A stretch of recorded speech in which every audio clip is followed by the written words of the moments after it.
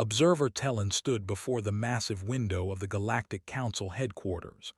Beyond the glass, thousands of ships moved through space like silver fish swimming through a dark ocean. He watched them without really seeing them. His mind was somewhere else. The door behind him opened with a soft hiss. "Observer Tellin," said the voice of High Arbiter, "thank you for coming so quickly." Tellin turned and bowed his head slightly. Was old, even by the long-lived standards of his species.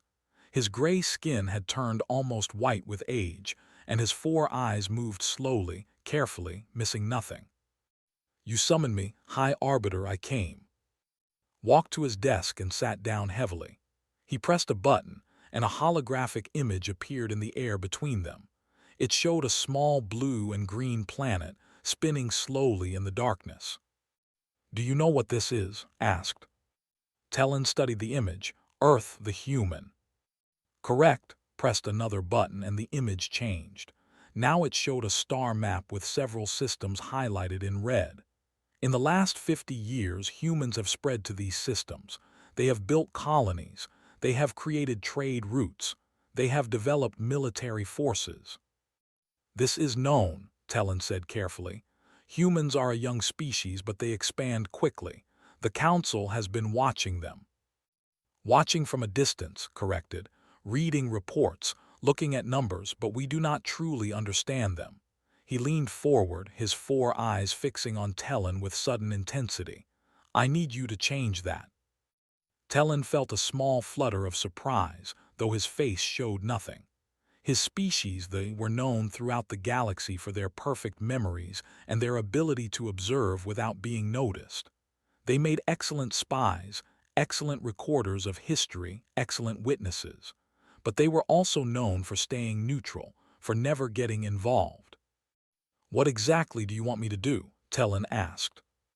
"I want you to go to the humans, live among them, watch them. Specifically, I want you to observe their military." His voice grew serious. "There are rumors, Tellin, strange rumors. Stories of human soldiers doing impossible things. Stories of battles that should have been losses turning into victories. I need to know if these stories are true." "And if they are?" Was silent for a long moment. "Then we need to decide what to do about humanity. Are they a threat? Are they potential allies? Are they something else entirely?" He spread his hands. "I cannot make that decision without information, real information gathered by a trained observer." Tellin considered this. He had spent 300 years cataloging species across the galaxy. He had watched the peaceful Morin build their crystal cities. He had observed the warlike raid helpless colonies. He had documented the slow decline of the ancient and the rapid rise of the machine-minded synth. In all that time, he had never found a species that truly surprised him. "I will go," he said finally. "Where am I assigned?" Smiled, showing teeth that had gone yellow with age. "A human warship called the Dauntless. It patrols the border regions near space. If you want to see humans in battle, that is the place to be." 2 weeks later, Tellin stood in the docking bay of a human space station, waiting to board the Dauntless. The station was loud and crowded and smelled strange. Humans moved everywhere, talking and laughing and shouting to each other. They touched each other constantly, patting shoulders and shaking hands and hugging. Tellin found it deeply uncomfortable. A young human female approached him. She was short by human standards, with black hair cut close to her head and sharp, intelligent eyes. "Observer Tellin?" she asked. "Yes." "I am Lieutenant Commander. I am the tactical officer of the Dauntless. I have been sent to bring you aboard." She smiled at him, and Tellin noticed that humans showed their teeth when they were happy. Strange. Among most species, showing teeth was a threat. "Thank you," Tellin said. "I appreciate the welcome.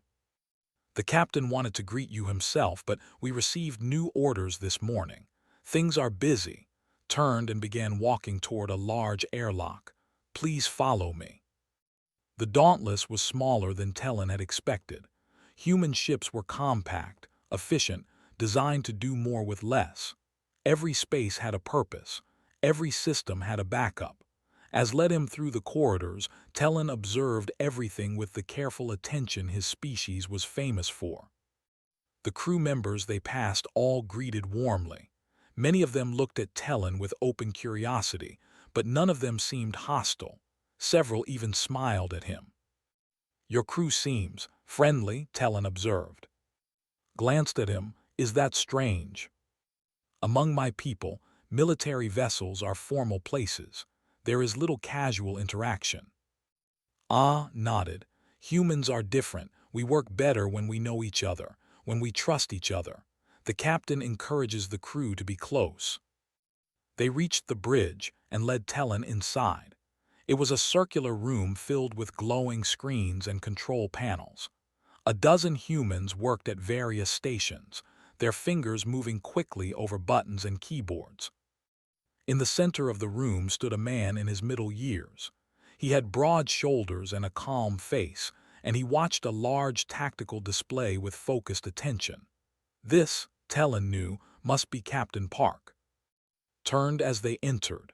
His eyes moved over Telin quickly, measuring him, and then the captain smiled. "Observer Telin, welcome to my ship." He stepped forward and extended his hand. Telin had studied human customs. He knew what to do. He reached out and clasped his hand briefly. The captain's grip was firm but not painful. "Thank you for allowing me aboard," Telin said. "I will try to stay out of your way." "Nonsense, you are our guest. You are welcome everywhere on this ship except the reactor room." Smile widened. "Even I am not welcome there. Chief Engineer is very protective of his engines." A soft laugh ran through the bridge crew. Telin noted it. These people were comfortable with each other. They joked. They relaxed. This was not what he had expected from warriors. "I understand you want to observe us in combat," continued. "I hope we can show you something interesting. Though I also hope we do not see too much combat. War is necessary sometimes, but it is never good." Telin tilted his head. An unusual attitude for a military commander. "Is it?" Shrugged. "I am a soldier because I want to protect people, not because I enjoy killing. Most humans feel the same." He gestured toward a seat near the back of the bridge. "Please make yourself comfortable. We are about to depart." As Telin settled into his assigned seat, he began composing his first report in his mind. He wrote about the ship, the crew, the captain's strange combination of warmth and authority. He wrote about how the humans had welcomed him like a friend rather than treating him as an outsider. "These cannot be warriors," he concluded. "They seem soft, communal, almost childlike in their openness. I do not understand why the High Arbiter is concerned about them." The Dauntless undocked from the station and began moving toward open space. Through the main, Telin watched the stars stretch and blur as the ship jumped into hyperspace. He did not know that in less than 12 hours, everything he believed about humans would be shattered. He did not know that he was about to witness something that would haunt his memories for the rest of his very long life. He simply sat quietly, watching these strange, friendly creatures go about their work, and wondered what all the fuss was about. He would learn soon enough. The alarm woke Telin from a deep sleep. Red lights flashed in his small cabin, and a loud voice repeated the same words over and over through the ship's speakers. "All hands to battle stations. This is not a drill. All hands to battle stations." Telin dressed quickly and made his way to the bridge. The corridors were filled with running humans, but they moved with purpose, not panic. Each person knew exactly where they needed to be. Within minutes, the chaos became order. When Telin reached the bridge, he found it transformed. The relaxed atmosphere from before was gone. Every face was serious. Every eye was focused. Captain stood at the center of the room, his arms crossed, staring at the main. "Report," he said quietly. Lieutenant Commander looked up from her tactical station. "We received a distress signal from the mining colony on 7. The message was short. They said they were under attack by raiders. Then the signal stopped." Telin felt a chill run through him. He knew about the Everyone in the galaxy knew about They were slavers, pirates, killers. They attacked weak targets and took prisoners to sell in the dark markets of the Outer Rim. They were cruel without reason and violent without purpose. How far? Asked. 20 minutes at maximum speed. Do it. The ship shuddered as the engines pushed harder. Tellen gripped his seat, watching the crew work. No one spoke unless they had something important to say. The bridge was silent except for the soft beeping of computers and the distant hum of the engines. 19 minutes later, the Dauntless dropped out of hyperspace. They showed a small brown planet surrounded by 3 large warships. Even from this distance, Tellen could see fires burning on the planet's surface. The colony was in flames. 3 cruisers, reported. Her voice was steady, but Tellen noticed something new in her eyes, something hard. Each one is larger than us, better armed, better armored. What about the colonists? Asked. A young officer at a nearby station checked his screens. Thermal imaging shows approximately 400 life signs still on the surface. They are being gathered in the central square. They are loading them onto transport ships. They are taking slaves, Tellen said quietly. It was not a question. Did not respond. He just stared at the screen, his jaw tight. Sir, said carefully, standard tactical doctrine suggests we should retreat and call for reinforcements. We are outnumbered and a direct attack would be suicide. Finished for her. Yes, I know. The bridge fell silent. Tellen expected the captain to give the order to retreat. It was the logical choice, the smart choice. One small frigate could not defeat 3 heavy cruisers. Everyone knew this. The math was simple. Then another officer spoke, her voice breaking slightly. Captain, the colony had a school, 83 children. According to the thermal scans, they are not among the survivors. Something changed in the room. Tellen felt it like a physical force. The air itself seemed to grow heavier. He looked around and saw the faces of the crew transform. The calm professionalism disappeared. In its place came something else. Something terrifying. Captain turned slowly. His face was still calm, but his eyes had changed. They were no longer the warm eyes of the friendly commander who had welcomed Tellen aboard. They were cold, empty, like the eyes of a predator that has spotted its prey. Sergeant Major said softly into the ship's communication system, "Prepare your Marines for combat insertion." A rough voice answered immediately, "Already suiting up, sir. Give us 10 minutes." Tellen could not stay silent any longer. "Captain, I must ask you to reconsider. The tactical situation is impossible. You cannot win this battle. You will lose your ship and your crew, and the colonists will still be taken." Looked at him. That cold gaze made Tellen want to step backward, though he did not. "Observer Tellen," the captain said quietly. "You were sent here to observe, so observe, but do not tell me what I can and cannot do." He turned back to the helm. "Take us in. Attack pattern Delta." "Sir, they are hailing us," an officer reported. "They are telling us to leave or be destroyed." "Ignore them." The Dauntless accelerated toward the enemy formation. Tellen watched the 3 cruisers turn to face them. Weapons began to charge, glowing bright green against the darkness of space. "They are firing," announced. The first shots hit the Dauntless like hammer blows. The ship shook violently. Sparks flew from damaged panels. Someone screamed, but the ship kept moving forward. "Return fire," ordered, "all weapons." The Dauntless was a small ship, but it was not helpless. Missiles and energy beams launched from its hull, striking the nearest cruiser. The enemy ship's shields flickered under the assault. "Target their engines," said. "I want them crippled, not destroyed. We need to stop them from escaping with the colonists." The battle that followed was unlike anything Tellen had ever witnessed. The Dauntless danced between the larger ships, using its small size and superior speed to avoid the worst of the enemy fire. Again and again it struck at vulnerable points. Engine blocks, shield generators, weapon systems. But the damage was mounting. Fires burned in 3 sections of the ship. Life support was failing in the lower decks. The main shield generator exploded, leaving the hull exposed. Engineering reports we have lost 40% of our power, said. Her face was bleeding from a cut on her forehead, but she did not seem to notice. We cannot maintain this fight much longer. Nodded slowly. Then we end it now. Helm set collision course for the lead cruiser. Talon's blood went cold. You cannot be serious. Deadly serious, looked at his crew. All hands prepare for impact. We are going to ram them. No one protested. No one hesitated. Every officer simply nodded and returned to their work, preparing to die. The Dauntless turned sharply and accelerated directly toward the largest ship. Talon gripped his seat so hard his fingers ached.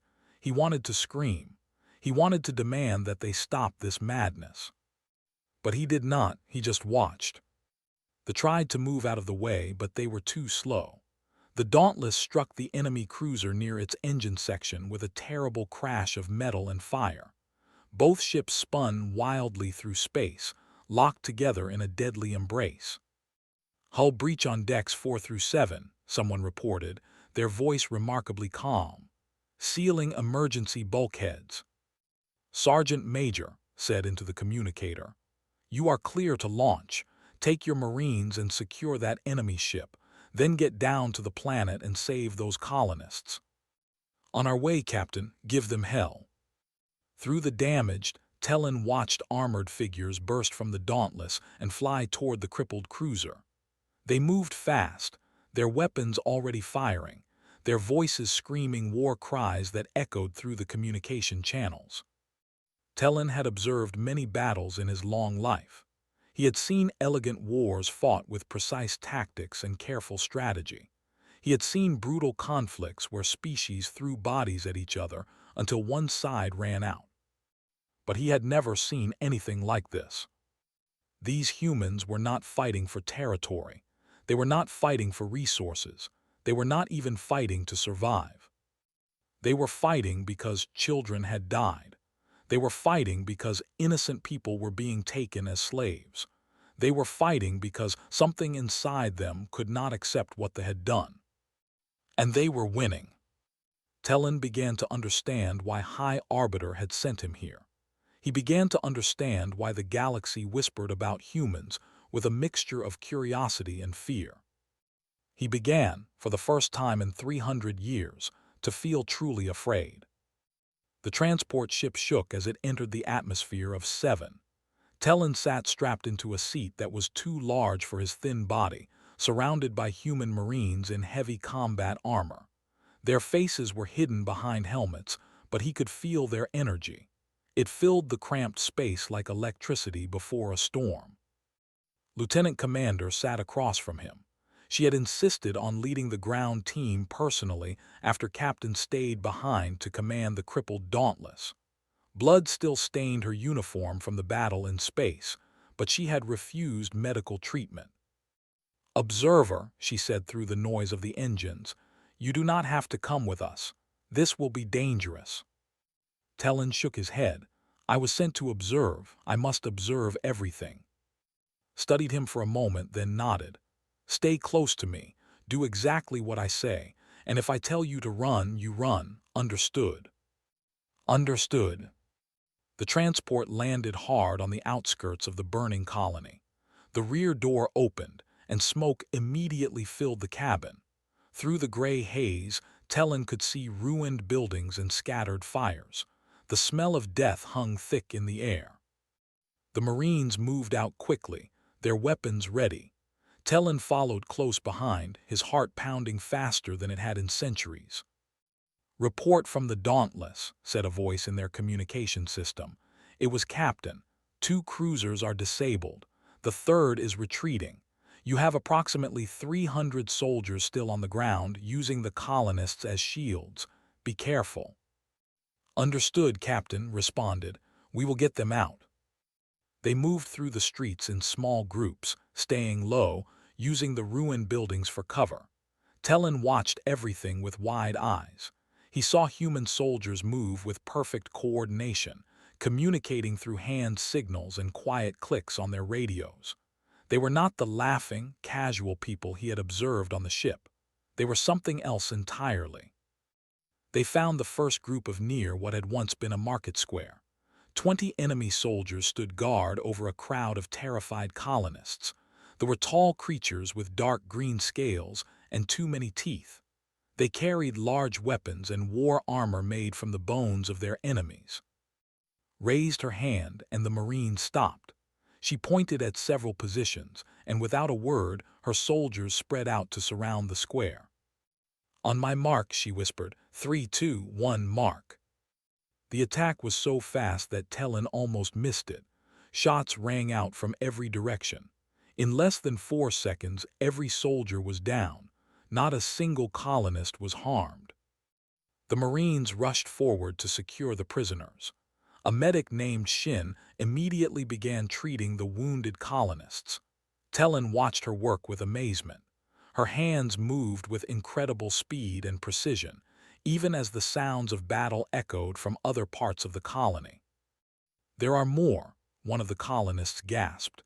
He was an old man with burns on his face and terror in his eyes. "They took most of us to the central plaza. They have children. They said they would kill them if anyone tried to fight back." His expression did not change, but Tellin saw her hands tighten on her weapon. "How many children?" "Maybe 50, maybe more. They kept them separate from the adults." The old man began to cry. "Please, please save them."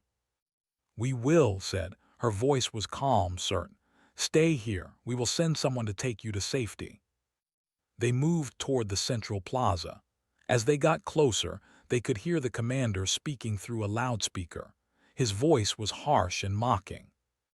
"Humans, we know you are here. We have your little ones. Come out now, surrender your weapons, and we will let some of them live. Refuse, and we will kill them all. You have 1 minute." Stopped behind a broken wall and looked at her team. "Ideas." A massive Marine named the Sergeant Major checked his weapon. "We could create a distraction. Draw their fire while a smaller team gets the children out." "We'll start killing hostages as soon as we attack," another Marine said. "They always do." The communications channel crackled. "This is Master Sergeant Hansora. I have a clear view of the plaza from my position. I count 43 soldiers. The children are in a group near the fountain. There is an officer standing directly behind them with a weapon aimed at their heads." Closed her eyes for a moment. When she opened them, they were hard as stone. "Options." "I have one," Sora said, "but you will not like it." "Tell me." "I walk out there, alone, unarmed, I surrender." Silence fell over the communication channel. Tellin looked at, who had gone very still. "Explain," said finally. "They do not understand humans," Sora continued. Her voice was calm, almost casual. "They think we are soft because we care about our children. They think surrender means weakness. If I walk out there, they will focus on me. They will not expect what comes next." "What comes next?" "I keep walking. No matter what they do to me, I keep walking until I reach the officer behind the children, and then I kill him." Spoke quietly. "Sora, they will shoot you, multiple times at close range." "I know. You could die." "I know that too." There was a pause. "There are children. I will not let them die because I was afraid to take a risk." Tellin wanted to say something. He wanted to point out that this was insane, that no rational being would sacrifice themselves for strangers, that there had to be another way. But before he could speak, nodded. "Do it. We will provide support fire on your signal." "Understood, starting now." Through a gap in the wall, Tellin watched Hansora walk into the plaza. She had removed her armor. She had dropped her weapons. She walked with her hands raised, completely defenseless. The commander laughed when he saw her. "One human. You send one human to surrender. How pathetic your species is." Sora did not respond. She just kept walking forward. "Stop there," the commander ordered. On your knees. Sora ignored him. She kept walking. I said stop. The commander gestured to his soldiers. Shoot her. 7 shots hit Sora in the chest and stomach. Talon saw her body jerk with each impact. Blood sprayed across the ground. Any normal creature would have fallen. Sora did not fall. She kept walking. The soldiers fired again. More bullets struck her. Still she walked. Her face was twisted with pain, but her eyes never left the commander standing behind the children. What is this?" the commander stammered. "What are you?" Sora smiled. Blood ran from her mouth. "I am human," she said. She reached behind her back and pulled out a small pistol that she had hidden there. Before the commander could react, she fired twice. He fell dead. Then Sora collapsed. The Marines attacked immediately. The plaza erupted in gunfire and chaos. Talon could not see clearly through the smoke and dust. He heard screaming, explosions, the terrible sounds of violence. And then suddenly silence. "Area secure," reported. "All hostiles eliminated. Colonists are safe." A pause. "We need a medic for Sora now." Talon followed into the plaza. They were all dead. The children were huddled together, crying but alive. And in the center of it all, Sora lay in a pool of her own blood while Shin worked frantically to save her life. "She is alive," said, her voice tight with focus. "Barely. The stim injectors kept her going long enough. I need to get her to a medical bay now." As they loaded Sora onto a stretcher, Talon stood frozen in place. He had observed warfare for 3 centuries. He had seen courage and cowardice, victory and defeat, but he had never seen anything like what he had just witnessed. A woman had taken 7 bullets and kept walking. She had refused to fall because children needed her to stay standing. Talon began to understand something that would change him forever. Humans were not weak because they cared about each other. They were strong because of it. Their love was not a vulnerability. It was a weapon. And it was terrifying. 3 days had passed since the battle at 7. The Dauntless limped through space at half speed, its hull and blackened from combat. Emergency repairs kept the ship moving, but everyone knew it would need months in a proper shipyard before it could fight again. Talon spent those 3 days observing, recording, trying to understand. He expected the humans to celebrate their victory. They had saved over 200 colonists. They had destroyed 2 cruisers and driven away a third. Against impossible odds, they had won. But there was no celebration. The humans mourned. Talon found this deeply confusing. Victory was victory. The math was simple. More colonists lived than died. More enemies fell than friends. By any rational calculation, the battle was a success. The humans did not seem to care about the math. On the second night, Talon could not sleep. He walked through the quiet corridors of the ship, listening to the soft sounds of the damaged vessel. He passed the medical bay where Master Sergeant Sora lay recovering from her wounds. He passed the crew quarters where exhausted soldiers slept in their bunks. He passed the memorial wall where someone had already added new names to the long list of the dead. He found Captain Park in the cargo bay. The bay had been converted into a temporary morgue. Bodies lay in neat rows, covered with white sheets. Each sheet had a name written on it in careful letters. These were the colonists who had not survived. These were the ones the Dauntless had been too late to save. Stood among them, his head bowed, his shoulders shaking. He was crying. Talon stopped in the doorway, uncertain what to do. Among his people, grief was a private thing. One did not intrude on another's sorrow, but something made him step forward into the cold room. "Captain," he said softly. Did not look up. 190 dead, 31 of them were children. His voice was rough and broken. "I keep thinking about their parents, the ones we saved. They will have to live with this forever. They will have to remember that their children died while they survived." "You saved more than you lost," Talon said. The mission was successful. Now did look up. His eyes were red, his face wet with tears, but there was no weakness in his expression. There was only a terrible, heavy grief. Tell that to the dead, observer. Tell their families that the mission was successful. He shook his head slowly. Among your people, is death just a number to be calculated? Tellin thought carefully before answering. Among my people, death is a fact of existence. It is neither good nor bad. It simply is. We do not mourn as you do because we understand that individual lives are small things in the vastness of time and space. And that is exactly why you will never understand us. Turn back to the bodies. Every one of these people was a universe. They had dreams and fears and loves. They had favorite foods and secret hopes. They were real, observer. They mattered. And they are gone forever, and no amount of logical calculation will ever bring them back. Tellin stood in silence for a long moment. Then he asked the question that had been burning in his mind since the battle began. Why did you fight? You could have retreated. You could have called for reinforcements. You could have waited for a better opportunity. Instead, you charged into a battle you should have lost. You risked everything for strangers. Why? Was quiet for a long time. When he finally spoke, his voice was soft. Because someone had to. Because those people needed help, and we were the only ones who could give it. Because if we had turned away, we would have had to live with that choice for the rest of our lives. He looked at Tellin with those grief-stricken eyes. I would rather die fighting for something than live knowing I did nothing. The ship eventually reached Terran space.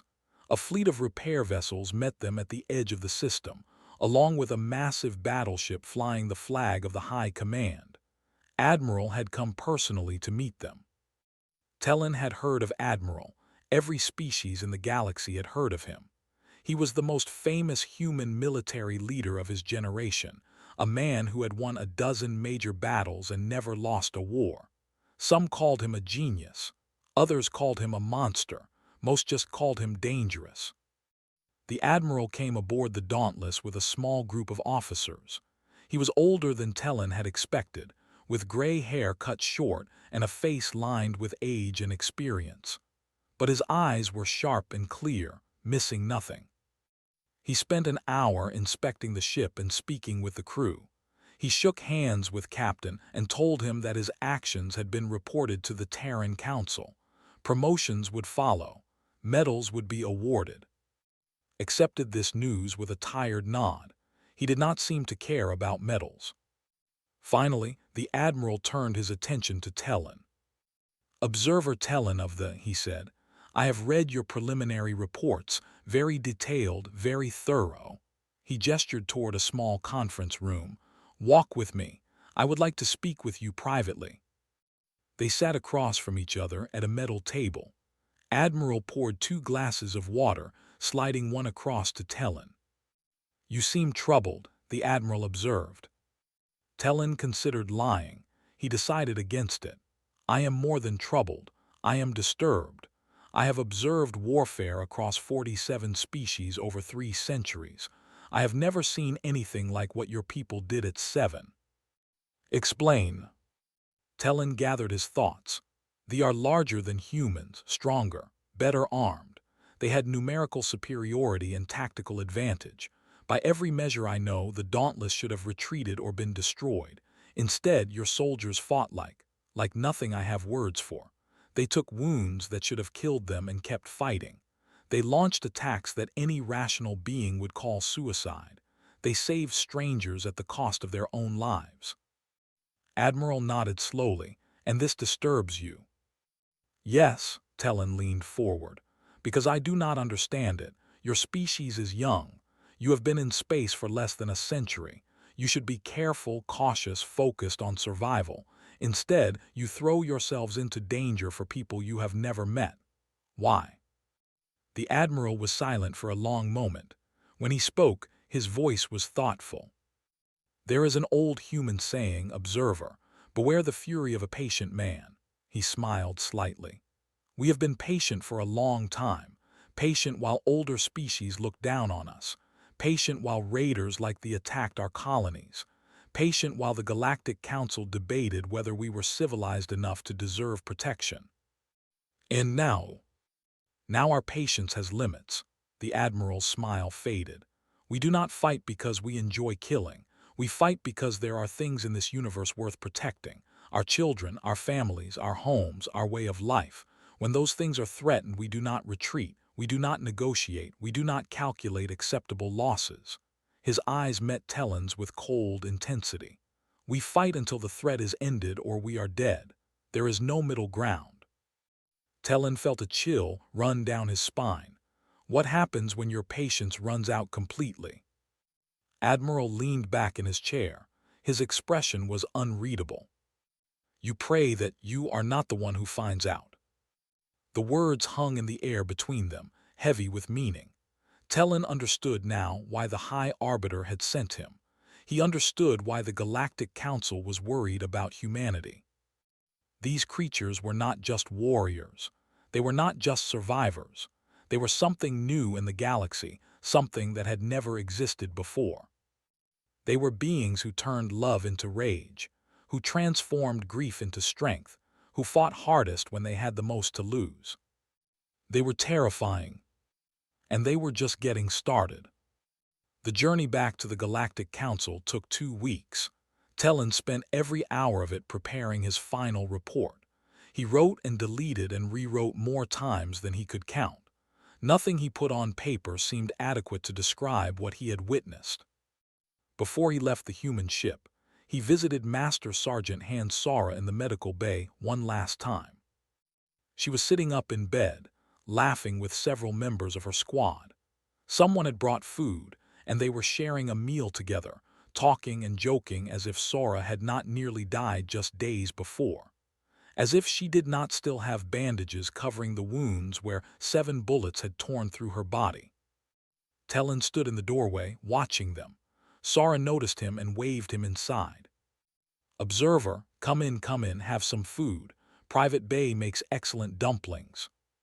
Tellen walked slowly to her bedside. He did not sit. He could not stop staring at the woman who should be dead. "You should have died," he said quietly. Sora shrugged, then winced at the pain the movement caused. "Probably. The doctors say I will have scars for the rest of my life. My lungs will never fully recover. I will probably have to retire from active combat duty." She smiled, and there was no bitterness in it. "But those children are alive. They will grow up. They will have families of their own. That is worth a few scars." "I do not understand," Tellen admitted. "You did not know those children. They were strangers. Why would you sacrifice your body, your career, your future for people you had never met?" The soldiers around Sora exchanged glances. Something passed between them, some shared knowledge that Tellen could not grasp. Sora looked at him with gentle eyes. Because they were children, observer. Because they were afraid and helpless and someone had to protect them. And because if I had not done it, I would have had to look at myself in the mirror every day knowing that I chose my own safety over their lives. She shook her head. "I could not live with that. No human could." "But logically—" "Forget logic." Sora reached out and touched Tellen's arm. Her grip was weak, but her eyes were strong. "Some things are more important than logic. Love is more important than logic. Courage is more important than logic. Doing the right thing when it costs you everything is more important than logic." She let go of him and leaned back against her pillows. "That is what it means to be human, observer. We feel things so deeply that we will burn ourselves alive rather than let those feelings die." Tellen left the ship that day, with those words echoing in his mind. He landed at the Galactic Council headquarters on a cold morning. The massive building stretched toward the gray sky, filled with representatives of 1,000 species, each one certain of their place in the universe. High Arbiter summoned him immediately. The High Arbiter's office was the same as before, the same window looking out at the endless stream of ships, the same ancient furniture, the same tired old alien sitting behind his desk. "Your report," said without greeting. "What are your conclusions about human military capability?" Tellen took a deep breath. He had practiced this speech 100 times. It still felt inadequate. "Humans are not like us," he began. "They are not like any species in the Council's records. They are not more intelligent than us. They are not stronger than us. They do not have better technology or superior tactics or greater numbers. Then what makes them different?" "Their emotions." Talon paused, searching for the right words. "We fight for territory, for resources, for survival. Our warfare is rational. We calculate costs and benefits. We retreat when the odds are against us. We surrender when victory is impossible." He shook his head slowly. "Humans do not fight like this." "Explain." "They fight for ideas, for justice, for revenge, for love." Talon's voice grew stronger as he spoke. "I watched a woman take 7 bullets to her chest and keep walking because children were in danger. I watched a captain weep over the bodies of strangers and then ram his ship into an enemy vessel. I watched soldiers charge into certain death not for personal glory, but because someone they had never met needed help." Was silent, his 4 eyes fixed on Talon. "Their emotions do not make them weak," Talon continued. "Their emotions make them terrifying. When a human is fighting for something they love, they become something else. Something that does not care about odds or logic or survival. They become fury given form. They become rage made flesh." "You paint a frightening picture," said quietly. "I mean to." Talon stepped closer to the desk. "High Arbiter, I have been an observer for 300 years. I have seen empires rise and fall. I have watched species destroy themselves and others. I have cataloged every form of warfare this galaxy has ever known. And I am telling you now with absolute certainty that humanity is the most dangerous species I have ever encountered. More dangerous than the synth, the devourer swarms." "Yes," Talon did not hesitate. "Because those species fight for simple reasons. Hunger, territory, programming, we understand them, we can predict them, we can negotiate with them." He shook his head. "Humans are different. Humans fight for things that cannot be measured or bargained with. They fight for love and honor and justice and 1,000 other concepts that make no logical sense. And they will not stop fighting until they are dead or their enemy is destroyed." Leaned back in his chair. "What do you recommend?" This was the moment Talon had been building toward. He had thought long and hard about this answer. He knew what it would mean for the galaxy if the Council took his advice. "Make them our friends," he said. "Immediately, unconditionally. Give them a seat on the Council. Open trade routes to their worlds. Share technology with them. Do everything in your power to tie their future to ours." "Why?" "Because the alternative is making them our enemy." Talon's voice dropped to almost a whisper. "And High Arbiter, I have seen what happens when humans consider someone their enemy. I have seen the fire in their eyes and the fury in their hearts. I have watched them do impossible things because surrender was not an option they were willing to accept." He straightened and met gaze directly. "I was ordered to watch humans in battle. Now I regret ever seeing their fury because I cannot forget it. Because it changed something inside me. Because I know now that whatever we do, whatever the galaxy becomes, humans will be at the center of it. They will shape the future whether we like it or not." "And if we do not take your advice?" asked. "If the Council decides that humanity is too dangerous to be allowed to grow stronger?" Talon thought of Captain weeping in a room full of bodies. He thought of Han Sora walking through a storm of bullets. He thought of Lieutenant Commander leading her soldiers into hell because retreat was not something humans did. "Then we will lose," he said simply. "Not because they are stronger than us, not because they are smarter, but because they will never stop fighting. They will never surrender. They will burn before they bend, and they will make us burn with them." The High Arbiter was silent for a long time. Finally, he nodded. "Very well. I will present your findings to the full Council. We will begin the process of extending full membership to humanity." He paused. "And Observer Talon, thank you for your service. You have done the galaxy a great favor today." Talon bowed his head.